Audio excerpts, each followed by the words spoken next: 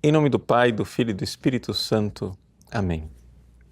Inspirai o Senhor as nossas ações e ajudai-nos a realizá-las, para que em vós comece e para vós termine tudo aquilo que fizermos. Por Cristo, Senhor nosso. Amém. Santa Maria, Mãe de Deus, rogai por nós. Em nome do Pai, do Filho e do Espírito Santo. Amém. Muito bem, nós estamos aí agora iniciando a nossa quaresma. Na próxima quarta-feira de cinzas, nós já vamos começar esse tempo penitencial. Então, no programa de hoje eu gostaria de colocar para vocês uma breve reflexão para que você viva esse tempo de quaresma. A igreja ela tem toda uma pedagogia de santidade. Portanto, não é simplesmente um tempo em que o padre se veste de roxo e pronto e acabou. E você só vai lembrar que é quaresma quando está na igreja. Não, nós entramos num tempo sagrado, num tempo diferente, num tempo com uma densidade diferente. Veja só, é aquilo que nós chamamos de kairos. Por quê? Porque existem tempos diferentes. Assim como, por exemplo, existe um espaço santificado. Quando você entra dentro de uma igreja, não é? Você não está na sala da sua casa. Você está num espaço onde você está mais aberto para a ação da graça, não é verdade? Então, por quê? Porque nós, seres humanos, precisamos disso. Nós precisamos distinguir o profano e o sagrado. Então, quando a gente reserva um espaço e consagra este espaço a Deus, aquele espaço, ele é um lugar onde nós espiritualmente nos abrimos mais. Isso que é muito interessante com relação ao nosso ser de sermos humanos e não sermos anjos. Os anjos não têm essa mesma realidade que nós, por quê? Porque eles não têm corpo. Nós não, nós temos corpo, nós temos a nossa forma de viver com o espaço e com o tempo. Então, assim como você tem um espaço sagrado onde você entra, você tem também um tempo sagrado, um tempo de uma densidade espiritual diferente, em que você se abre mais para a ação de Deus. É claro que Deus age o ano inteiro e Deus está presente em todos os lugares, mas se você tem um espaço sagrado, ali você se abre mais para essa presença, e se você tem um tempo sagrado, você se abre mais nesse tempo. E a quaresma é um tempo sagrado. Em grego, acho que muita gente já ouviu essa distinção, existem duas palavras para dizer tempo. Uma é cronos, né? Ou seja, é o tempo cronométrico, é um tempo matematicamente igual. Mas existe o kairos, e o kairos é o tempo com uma densidade diferente. É o que nós diríamos, por exemplo, quando você tem uma fruta que está madura, né? Vamos supor, você vê lá uns pés de manga e você vê que não há nenhuma fruta pendurada, nós não estamos no kairos da manga. Mas quando de repente os frutos começam a surgir e você vê aqueles frutinhos um pouco verdes, mirrados, você fica esperando o kairos, aquilo já vai anunciando. De repente, quando os frutos estão maduros no pé, você diz então, é tempo de manga, ou seja, é tempo, essa palavra tempo significa algo diferente de 365 dias no ano, não, é uma estação, é um tempo especial. Então, a quaresma é um tempo, é um kairos, é um tempo sagrado no qual nós iremos entrar. Então, eu gostaria que com esse programa, preparar você. É claro, o mundo não está nem aí para isso, o mundo está vivendo aí o carnaval, né, maluquice, etc. Tudo bem. Tudo mal, mas tudo bem. Deixa para lá. Mas você não. Você é cristão católico. Então, agora você precisa já começar a pensar os seus propósitos quaresmais. Porque neste tempo nós queremos nos unir ao mistério da paixão, morte e ressurreição de nosso Senhor Jesus Cristo. Então é a forma de nós todos usamos vivermos intensamente o mistério pascal, através desses dois tempos sagrados que estão colocados pela Igreja ao redor do tríduo pascal, né? O centro do ano litúrgico é a Páscoa do Senhor. com o tríduo, ou seja, os 3 dias. Quais são os 3 dias?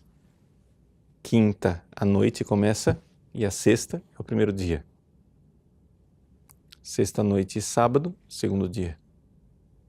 Sábado à noite e domingo, terceiro dia. Esse é o tríduo pascal, paixão na sexta, ressurreição no domingo. Este é o centro do ano litúrgico. Em um extremo do tríduo nós temos a paixão. Como se a gente pegasse a paixão de Cristo e estendesse durante todo o tempo da quaresma. No outro extremo do tríduo nós temos a Páscoa. E nós pegamos essa Páscoa e estendemos pelos 50 dias do ano pascal, uma espécie de grande borboleta, digamos assim, né? Com esse núcleo no tríduo pascal, essas duas asas, esses dois kairós, esses dois tempos em que nós estamos entrando. Então é importante já iniciarmos a quaresma, tendo em vista a paixão do Senhor, tendo em vista o fato de que nós, com a nossa oração, nosso jejum e a nossa esmola, nós nos unimos a essa realidade da paixão. Mas por que é necessário, não é, esse tempo de paixão? Por que Deus, quando nos salvou, Ele não poderia nos salvar de uma outra maneira?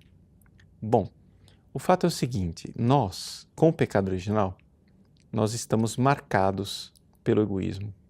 Então, este homem velho que está dentro de nós, ele precisa morrer. É necessário, então, que algo morra em nós para nascer o homem novo, para que nós estejamos na estatura de Cristo Jesus. Então, algo precisa morrer para que algo nasça. Essa é a dinâmica, né, de morte e ressurreição. Bom, até aqui somente uma explicação teológica de uma realidade que nós precisamos agora viver na quaresma, né? E o que é que a Igreja nos propõe na quaresma? São as 3 obras quaresmais. As 3 obras quaresmais, nós vamos ver no Evangelho que é proclamado na quarta-feira de cinza, são as obras que estão no Sermão da Montanha, no capítulo 6 do Evangelho de São Mateus, a esmola, não é? Jesus diz, quando deres esmola, não mandes tocar trombeta diante de ti. Muito bem, essa é a esmola.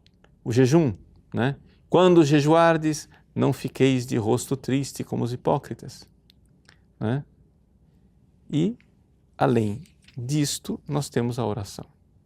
Né? Quando orardes, não sejais como os hipócritas. Então, a esmola, a oração, o jejum. Essas 3 realidades, elas estão intimamente ligadas, porém, àquilo que nós queremos matar dentro de nós, queremos mortificar. Por quê? Porque, veja, o princípio espiritual, é importante que você entenda isso, é que nós precisamos nos abrir para a ação divina, para a ação da graça. Tudo que se move é movido por alguma coisa. Nós que estamos no pecado, quem está no pecado, está sendo movido. E o que é que nos move? Bom, nós precisamos desligar esse motor. É a missão da quaresma, para nos abrir para um motor divino, para que Deus haja em nós. São João, né, coloca isso de forma bastante clara na sua primeira carta. Primeira carta de São João, ele diz assim, capítulo 2, versículo 16. Ele diz, tudo o que há no mundo, a concupiscência da carne, a concupiscência dos olhos e a soberba da vida não vem do Pai, mas do mundo. Ora, o mundo passa e também a sua concupiscência, mas aquele que faz a vontade de Deus permanecerá para sempre. Né? Então, o que é que a Igreja quer com a quaresma? A Igreja quer, na realidade, me entenda bem, não tanto que nós deixemos de ser pecadores, porque isso aí a Igreja, claro, ela quer o tempo todo. Mas mais ainda, ela quer que nós deixemos de ser mundanos. Por quê? Porque na vida espiritual, entre uma pessoa que é um pecador que está fora, né, do estado de graça, ele está longe de Deus, e um santo, existe uma coisa no meio, que é um negócio estranho, essa coisa no meio entre o pecador e o santo, que somos nós. Nós que somos cristãos, que podemos estar em estado de graça, mas que somos mundanos. Não é? João diz assim: não ameis o mundo, nem o que há no mundo. Se alguém ama o mundo, não está nele o amor do Pai. Então, vamos um pouco então prestar atenção como é que a gente deve agir na Quaresma. Veja, nós devemos mortificar a concupiscência da carne. Como? A penitência. Entre todas as penitências, né, aquela que se destaca, o jejum, que nós vimos no Evangelho. A concupiscência dos olhos, né, que nós vamos explicar o que é combatida com a esmola, né, com o desprendimento dos bens materiais. E a soberba da vida, que é combatida com a oração. O jejum, a esmola, a oração, concupiscência da carne, concupiscência dos olhos, soberba da vida. Só para você entender que existe aqui um esquema. E este esquema, né, de contraposição agora precisa ser explicado para a gente saber viver isso verdadeiramente durante esse tempo de Quaresma. Então vamos lá, vamos fazer a explicação para você saber como é que vai viver essa Quaresma. Veja só. Primeira coisa. Tudo que é no mundo é a concupiscência da carne. O que é a concupiscência da carne? Veja só. Primeira coisa, o que quer dizer carne, né? No grego original, se você for ver, né, diz assim: Hotipan toen entokosmo he epithumia te sarkos. Sarkos. O que é sarx? Carne. Sarkos. É a nossa alma. Por incrível que pareça, nós estamos falando da alma. Acontece que a carne não é o corpo, a carne é a alma. Mas como assim, padre? Bom, acontece o seguinte, quando a Bíblia fala de corpo, ela fala de somatos. Esse é o corpo. A carne, né, em hebraico, basar, em grego, sarx, né, em latim, caro, né?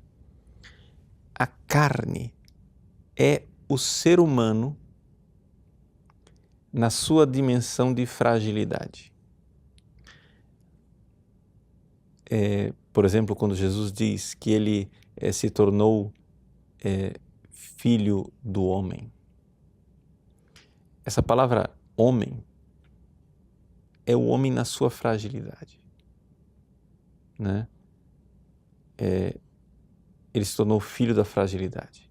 Acontece que diante dessa nossa fragilidade do pecado original, o que acontece é que há uma desordem que Jesus não sofreu, que Nossa Senhora não sofreu, porque eles não têm o pecado original, mas que nós sofremos com o pecado original, que é o seguinte, é uma falta de ordem em que aquilo que deveria dominar, que é a alma, que deveria docilmente, tranquilamente, né, politicamente, como disse Santo Tomás de Aquino, né, pedagogicamente, adaptando a nossa linguagem, nossa alma deveria direitinho levar o nosso corpo a servir a Deus, a amar, né, conduzir o nosso corpo a servir a Deus. O que acontece? Pelo pecado, o nosso corpo domina.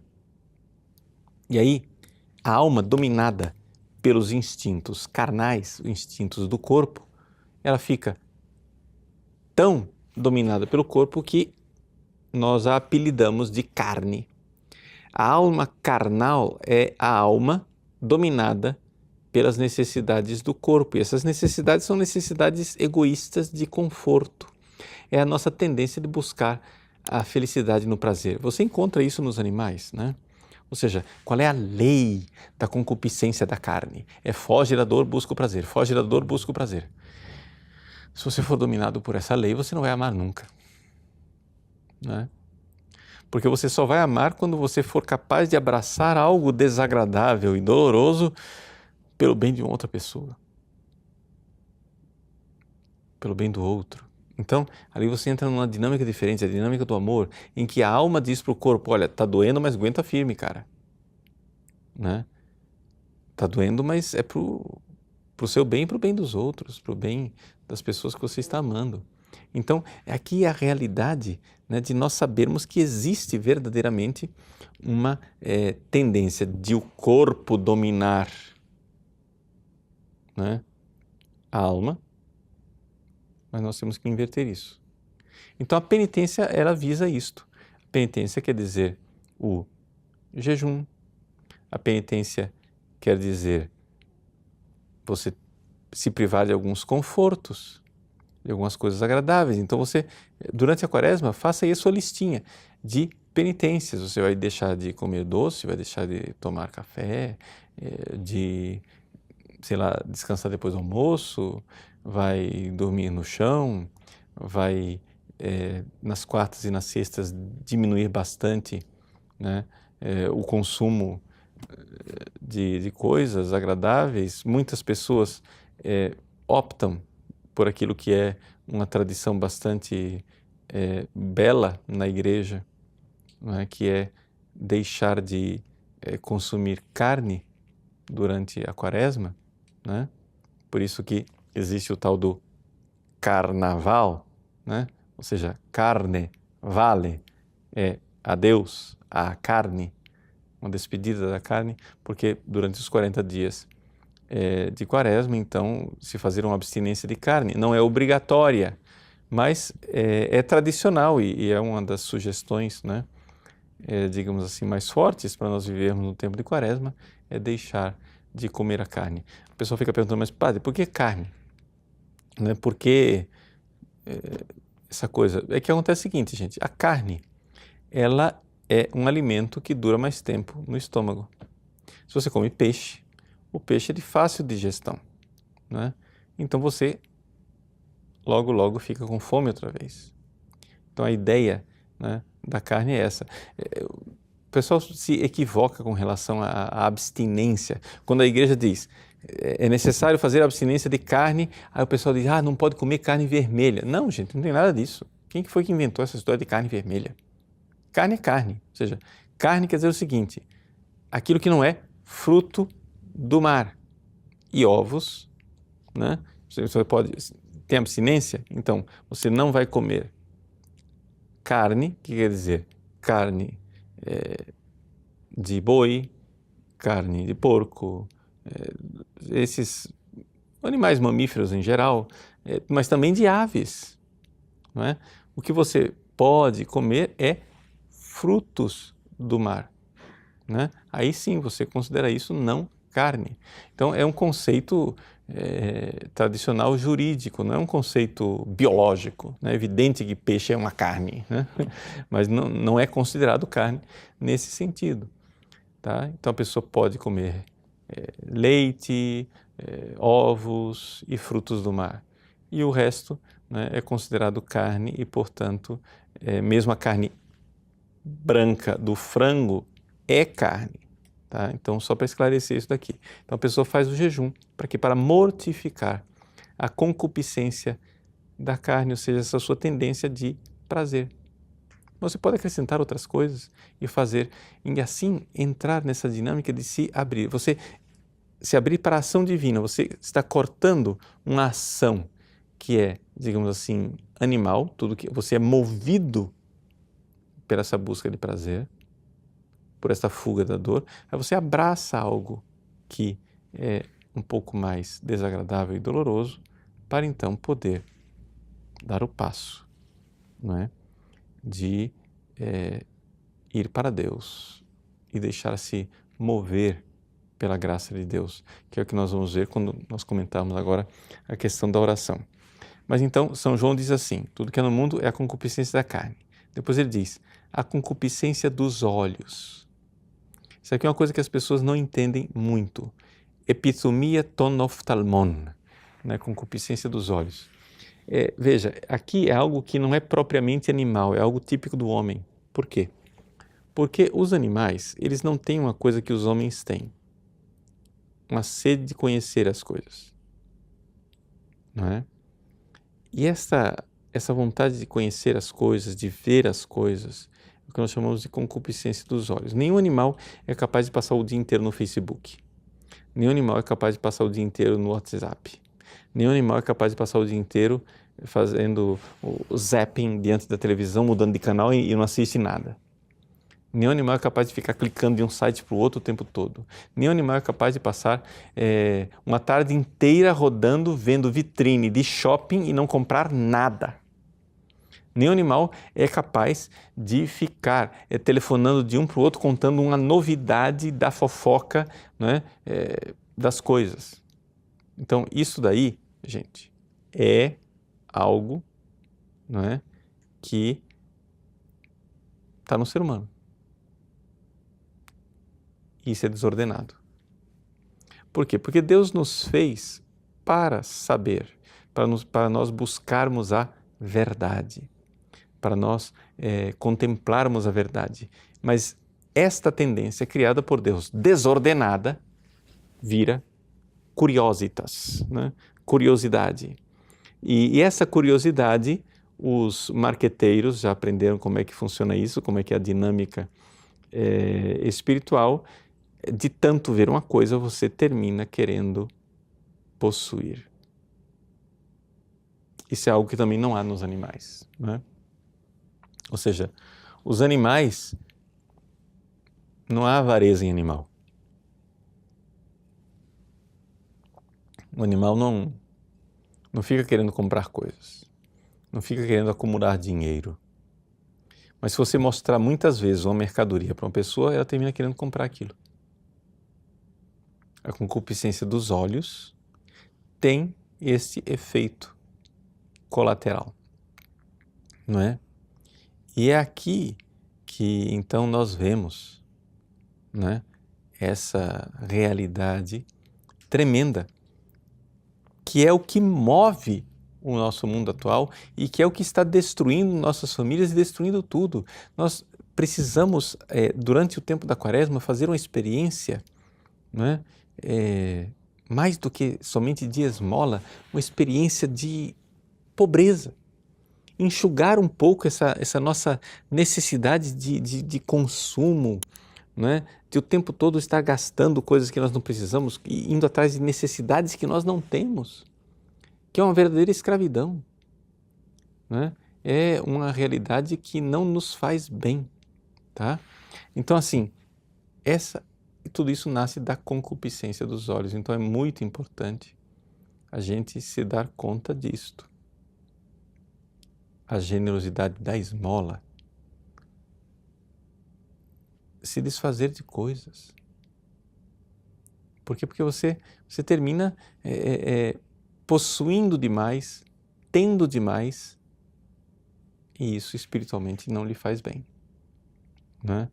Jesus diz, não podeis servir a Deus e ao dinheiro. Porque isso termina realmente tendo um caráter de idolatria, né?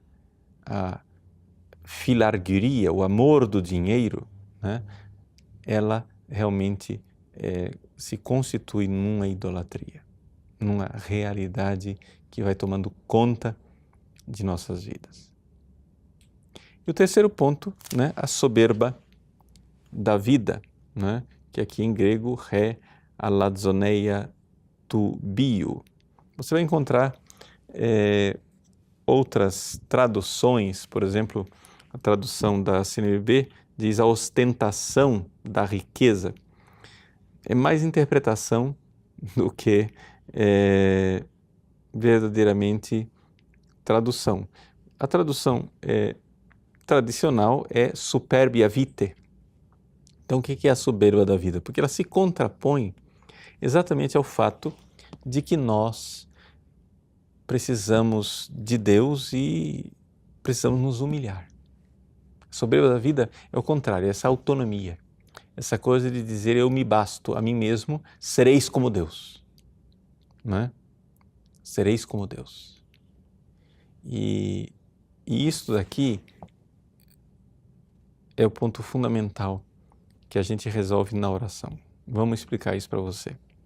Veja, no fundo, nós temos uma doença espiritual, uma doença que todo mundo que não reza tem. Se você reza pouco, se você não tem uma vida de oração, onde você realmente, todos os dias, tem um período longo de oração íntima, onde você se senta como mendigo na soleira da porta de Deus para pedir a graça, se você não tem uma vida de oração íntima com Deus, saiba, você sofre deste mal. O mal chama-se pelagianismo ou semi-pelagianismo. O que quer dizer isto? Quer dizer o seguinte, você acha que você dá conta de amar, dá conta de ser santo, dá conta de fazer o bem, dá conta de ir para o céu e deixar de ir para o inferno com suas próprias forças. Mas você, me desculpa, isso é superbia vitae, né? Isso é soberba da vida. Você acha que é o cara que você consegue amar, mas a primeira coisa que você precisa aprender na sua vida espiritual é exatamente a sua incapacidade, ou seja, você precisa desesperar de você. Se você não desesperar de você, como você vai esperar em Deus? Como é que você vai ter a verdadeira esperança? Não é? Ou seja, o verdadeiro cristão católico, ele, através da oração, ele se põe diante de Deus e exerce verdadeiramente, não é, a sua confiança no Deus auxilians, Deus que auxilia, Deus que vai me amparar. Eu não dou conta de amar. Ou seja, se tudo o que há no mundo, diz São João, é a concupiscência da carne, a concupiscência dos olhos, a soberba da vida, ou seja, é isto que me move, é isso que move o mundo, como é que eu vou fazer para ser movido por Deus? Eu preciso, primeiro, parar de ouvir os apelos da carne, jejum e penitência. Parar de viver disperso, né? Olhando de forma avarenta o mundo e como se eu fosse uma espécie de sumidouro querendo tudo para mim, não é? Aqui a pobreza, né? A esmola, a caridade para com aqueles que necessitam mais. E eu tenho que parar de ser movido pela soberba, então quer dizer que eu tenho que me colocar diante de Deus. Mas para que tudo isso aconteça, eu preciso realmente dar espaço para que Deus haja na sua graça, e isso não tem outro jeito a não ser na oração. Com a vida de oração, com a vida de você estar mais próximo de Deus, você vai mudando. Deixa eu explicar para você. Uma das coisas que você poderia, né, fazer, se for possível, você que conhece o seu contexto, mas uma das práticas quaresmais que eu mais incentivaria você a realizar é a prática de ir à missa todos os dias e comungar todos os dias. Claro, eu estou supondo que você está em estado de graça, eu estou supondo que você está bem confessado, né? Agora, todos os dias ir à missa e comungar bem. Comungar bem quer dizer o seguinte, não é receber a comunhão e ir em paz e o Senhor vos alcance. Comungar bem quer dizer o seguinte, receber a comunhão e estar com Jesus. Como um filho diante do Pai, como um mendigo na porta do Senhor que irá ajudá-lo, como necessitado da graça e da intervenção divina, daquela força que vem do alto, amando Jesus e pedindo a Ele, Senhor, tende compaixão de mim, porque se não vierdes em meu auxílio, eu estou completamente perdido, eu estou longe de vós. Essa é a realidade da oração. E nós precisamos nos manter sempre, não é, nessa realidade da oração. É evidente que é uma batalha espiritual. Por quê? Porque além da carne e do mundo, existe um outro inimigo da alma que é Satanás.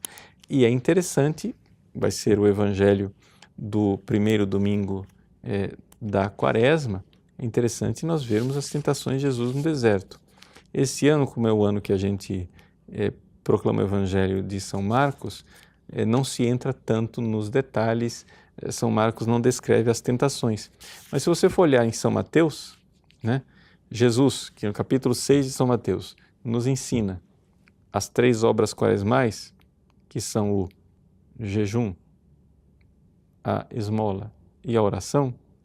Na tentação do deserto, ele coloca exatamente Jesus passando pelas mesmas realidades que nós, e é exatamente por isso que a igreja vive a quaresma, porque Jesus 40 dias no deserto, o povo de Israel 40 anos no deserto, nós 40 dias de quaresma.